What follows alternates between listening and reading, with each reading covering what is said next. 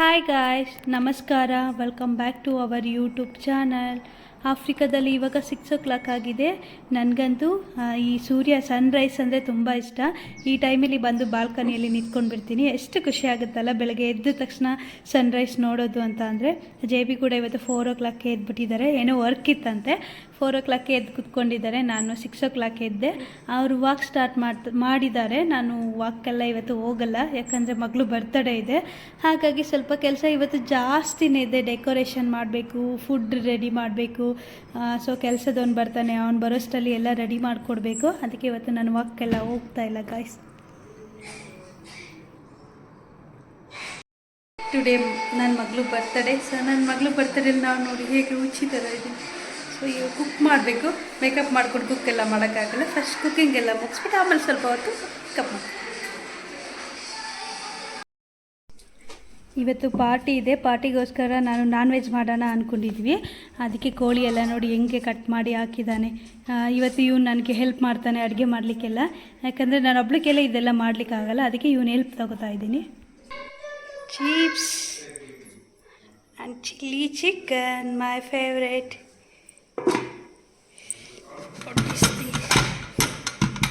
ನಾಟಿ ಕೋಳಿ ಸುಕ್ಕ.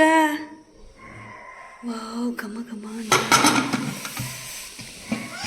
ಇಡ್ಲಿ, ಈ ರೈಸ್ ವೆಜಿಟೇರಿಯನ್ಸ್ಗೆ, ಆ್ಯಂಡ್ ಕುರ್ಮಾ.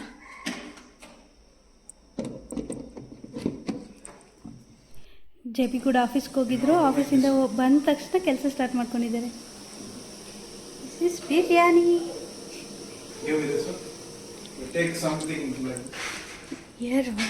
ಇದು ನಾನೇ ಮಾಡಿದ್ದೆ ನನ್ನ ಕೈಯಾರ, ನಮ್ಮ Mandya style chicken.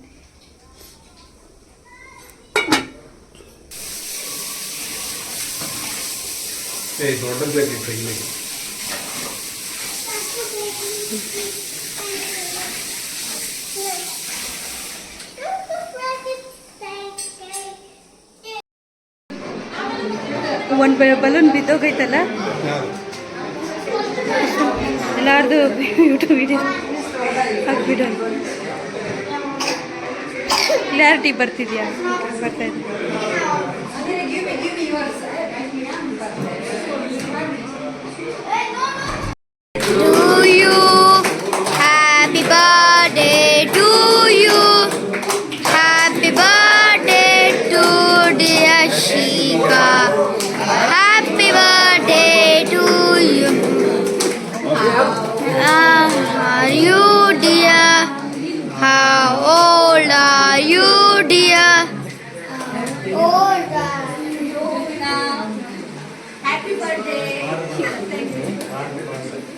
How many years?